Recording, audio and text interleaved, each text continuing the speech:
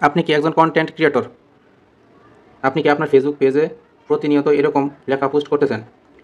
যদি আপনি আপনার ফেসবুক পেজে এরকম লেখা পোস্টগুলো করে থাকেন, তাহলে আপনি আপনার পেজের অনেক বড় ক্ষতি করতেছেন। তো হ্যালো বন্ধুরা, আসসালামু আলাইকুম। আশা করছি আপনারা সকলেই ভালো আছেন। আজকের ভিডিওতে আমি আপনাদের সাথে খুবই গুরুত্বপূর্ণ একটা জিনিস শেয়ার করার জন্য হাজির হয়েছি। আপনারা যারা ফেসবুক পেজে এরকম লেখা পোস্ট করে থাকেন, তারা হয়তো জানেন না এই লেখা পোস্ট করার মাধ্যমে আপনি আপনার পেজে যে কত বড় একটা ক্ষতি করতেছেন। লেখা পোস্ট করার মাধ্যমে অর্থাৎ ফেসবুক আপনার পোস্টের যে রিচ আছে সেটা লিমিটেড করে রাখছে। যেটা আপনি দেখতে পাচ্ছেন, এখানে দেখতে পাচ্ছেন যে একটা পোস্ট আছে, এখানে এই লেখা একটা পোস্ট, এই লেখা পোস্টের রিচ লিমিটেড করে রাখছে। দেখতে পাচ্ছেন যে this post rich may be limited, অর্থাৎ এই পোস্টের রিচ লিমিট করে রাখছে ফেসবুক।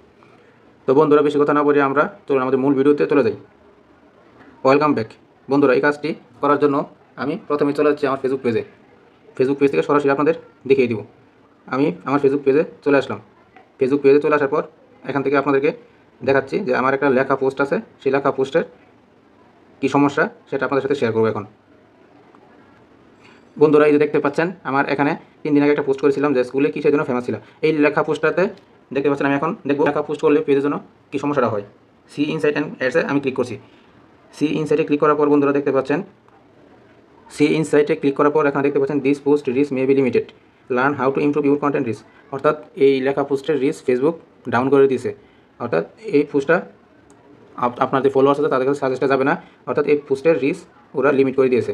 তো এই পোস্টটা এখন কী করবেন? এই পোস্ট যদি ডিলিট করেন তাহলে আপনার পেজের রিচ কমে যাবে। আর বর্তমানে ফেসবুক পেজের রিচ এবং এঙ্গেজমেন্ট এটাই হচ্ছে ফেসবুক পেজের প্রধান শক্তি। তো এখন আপনার পেজের রিচ যদি কমে যায় তাহলে আপনার পেজটাই তো ডাউনের দিকে চলে যাবে। এখন কী করবেন? এই পোস্টটা তো ডিলিট করা যাবে না। এখন আমি আপনাদের সাথে এটাই শেয়ার করবো যে এই পোস্টটা ডিলিট না করে কীভাবে আপনি আপনার এই পোস্টটা রিচ সে আগের মতো বাড়িয়ে নেবেন।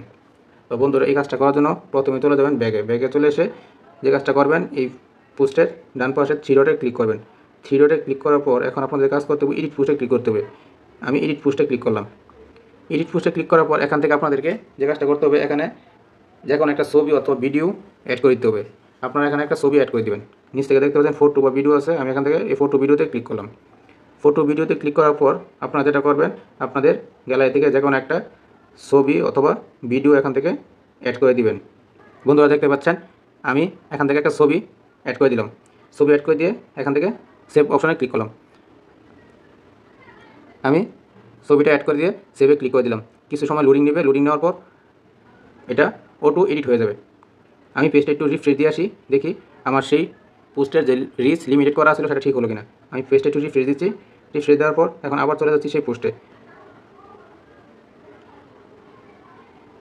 বন্ধুরা দেখতে পাচ্ছেন আমার যে পোস্টটা এখন এডিট করলাম সেই পোস্টটা ছিল এটা, স্কুলে কিসের জন্য ফেমাস ছিল। অর্থাৎ এই পোস্টটাতে এই ছবিটা আগে অ্যাড করা ছিল না, এখন এই ছবিটা আমি অ্যাড করে দিলাম। এখন দেখবো যে আমার পোস্টের রিচ আগে তো লিমিটেড করা ছিল, এখন ঠিক হলো কিনা। এটা দেখার জন্য আবার এই সি ইনসাইডে ক্লিক করলাম। সি ইনসাইডে ক্লিক করার পর বন্ধুরা দেখা যাচ্ছে এখানে গ্রিন টিক চিহ্ন উঠে গেছে, অর্থাৎ we did not detect any content issue, well done, your content rich is optimised. অর্থাৎ আমার এই পোস্টে রিচ আগে যেরকম লিমিটেড করা ছিল সেটা কিন্তু ঠিক হয়ে গেছে। অর্থাৎ বন্ধুরা, আপনি যদি আপনার পেজে এরকম কোনো লেখা পোস্ট করে থাকেন, সেটা ডিলিট না করে এভাবে একটা ছবি অথবা ভিডিও পোস্ট করার মাধ্যমে সেই পোস্টের রিচটা আবার বাড়িয়ে নিতে পারবেন। আর যদি আপনি আপনার সেই লেখা পোস্টটা ডিলিট করে দেন তাহলে আপনার পেজের রিচ ডাউন হয়ে যাবে। যদি পেজের রিচ একবার ডাউন হয়ে যায় সেটা আবার উঠাতে কষ্টকর বিষয়। পেজ একবার ডাউন হয়ে গেলে সেটা ঠিক করতে অনেক সময় লাগে। তো বন্ধুরা, আপনি যদি ভিডিওটি আমার ফেসবুক পেজ থেকে দেখে থাকেন, পেজটিকে ফলো করে দিবেন। আর যদি ইউটিউব চ্যানেল থেকে দেখে থাকেন, চ্যানেলটিকে সাবস্ক্রাইব করে দিবেন। ভিডিওটি কীরকম লাগলো কমেন্ট করে জানাবেন।